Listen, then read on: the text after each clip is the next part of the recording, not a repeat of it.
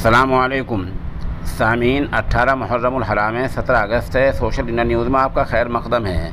ख़बर का उन्वान है, पुलिस लाइन के खाने पर उठा फिर सवाल। बता दें कि इससे पहले उत्तर प्रदेश के फ़िरोज़ाबाद के पुलिस के मतबख के खाने पर सवाल निशान लगा था। तब एक पुलिस ने एहतजाज भी किया था, एक सिपाही ने मुजाहरा भी किया था और रोटियां और दाल लोगों को दिखाई थी। कुछ लोग उसका झूठा मान रहे थे, उसको झूठ मान रहे थे।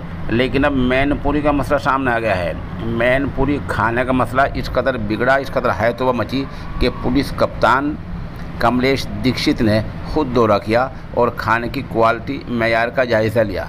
पुलिस कप्तान ने सबसे पहले रोटियाँ देखी जो जली हुई थी, तो तब्बाक से कहा, रोटी पकाने वाले से, कि क्या है। उसने कहा 3 दिन में सुधार हो जाएगा। तब एसपी ने कहा, क्या तुम चाहते हो कि फ़िरोज़ाबाद की तरह मैनपुरी बदनाम हो। एसपी ने सख्त डांट दी। उसके बाद एसपी साहब वहाँ पहुँचे जहाँ दाल तैयार होती है। देखा कि दाल में पानी ज़्यादा है और दाल बहुत ही कम है। तब एसपी भड़क उठे और पूछा, ये सब क्या हैं। एसपी ने ये बातें देखकर सख्त आदेश दिए हैं और कहा कि इसका सुधार होना चाहिए।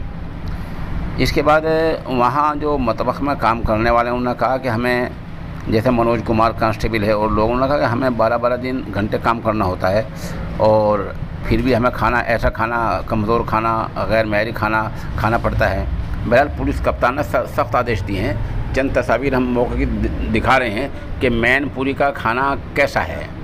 और जबकि आपको पता है कि इससे पहले फ़िरोज़ाबाद का मसला उठ चुका है और उस पुलिस वाले की वीडियो भी हम आपको दोबारा दिखा रहे हैं।